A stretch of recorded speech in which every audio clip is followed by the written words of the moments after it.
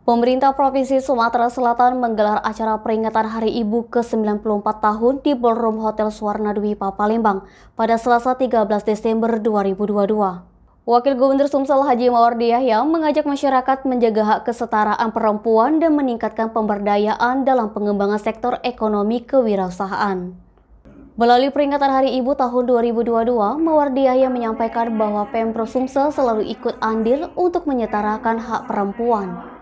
Menurut Mawardi, peran perempuan khususnya ibu sangat berpengaruh terhadap apapun yang dijalankan, baik itu kehidupan, kepemimpinan, bahkan dalam pembangunan.